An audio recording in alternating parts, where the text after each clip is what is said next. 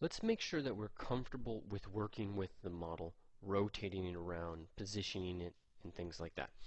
Also, in this little section, I want to make sure you're aware and that I'm doubling up on this concept of projects and tools. So remember, there are projects and tools. Okay, tools are basically these guys here in the tool palette, and you can load them by saying load tool, and you can save them by pressing save as. Projects are a different beast, and they're very close to scenes. So projects are controlled by the file menu up here, and also just control plus S. So that will save a project as well, and the project saves all tools. So it's going to save everything in the tool palette. It also saves changes you make to the material palette. It saves your settings in your render palette. It saves settings in the light palette. So when you get more advanced, projects are what we would be saving to kind of store everything. Keep in mind though that projects save all of your tools. So if you have a bunch of tools sitting in the tool palette, projects can get quite large in file size just because they're dealing with a lot of models. So in that case, you might switch and start to save as from the tool menu and start to work with them individually. Okay, so I'm going to load another project from Lightbox. Remember, Lightbox here, and we're in the project folder, and this time I'm going to double-click default cube. I'm going to say no, don't save the changes I made before, and the cube is going to be really easy for me to get a sense of how to navigate. Okay, now before we learn the hotkeys and focus on those, remember all that information and the keys themselves are over here on the right of the canvas. And remember that you can just press Control and hover over the interface item, and you'll get the pop-up help. The last paragraph tells you the hotkey. So in general, rotation is clicking outside of the model. Sometimes if your model is zoomed all the way in, clicking inside of this neutral zone will rotate the model as well. So anywhere outside of that white line. Anytime you click on the model, then you're sculpting. So if it's on the model, you're sculpting. If it's off the model, you're rotating. Or if it's in the neutral zone, you're rotating. Okay. Now, I'm scaling this, and I'm going to tell you the hotkey for that in a moment, but moving the model around, let's make sure we're aware of that first. So rotation is click. Move is just press Alt and then click. Again, press Alt off the model. If you do that while it's on the model, you're sculpting.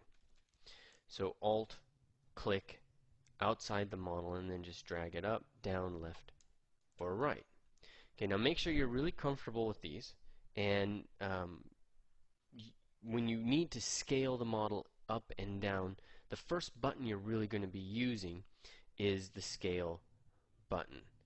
Okay, the reason why I'm hesitating here is because scale can be confusing in the beginning. So what I want is to make sure you're comfortable with rotating, make sure you're comfortable with moving, and make sure you're comfortable using that scale button to drag up and down. Those are really important. Alt click, rotate, and then the scale button. Now, before we look at the hotkey for scale, I want to make sure you're comfortable with how to rotate your model and snap it to a view. So I'm going to start to click and drag around, and then as I get close to a view, I'm going to press Shift and lift my pen and let go of the Shift key. Okay, I'm going to do that again. My hand is off Shift. Okay, I need to emphasize that because this is the first thing everybody gets confused about. And I'll demo it, actually. I'll demo the confusion. They press Shift, click outside the model, and they start to rotate around, and now I'm having trouble getting to the top view. Okay, this is not the way to do it. What you do is you click, start to rotate, then press Shift, and see, Shift is going to go to the view that it thinks has the most likelihood of being the right view. So you need to really get up to that top view and then press Shift. And then keep both Shift and the Wacom pin down. Lift the pin, let go of Shift. That's the order that you want to do it. If you snap it and the Wacom pin is still down, you release Shift, then you lose it. So keep Shift pressed, lift the pin, let go of Shift. Okay, so make sure you're comfortable and you practice that. And pause the video, go into ZBrush and practice that. Alright, I'm going to assume you're comfortable with it and you're ready to go to the next step, which is scaling. So scaling is a lot like moving. You just get in and you start to move the model around. But now what you do, you keep the pin down and you release Alt. So my pin is still down, but Alt is now gone. So now I'm scaling in and out, and I'm dragging up, down, up, and down. Alright, I'm going to do that again. Start by moving the model, so Alt, click, then release Alt, and scale up or down. Alt, click, release Alt, scale up, and down. Now that's a very new hotkey, and you're not used to lifting up Alt. So what you want to do is practice, and I mean practice right now.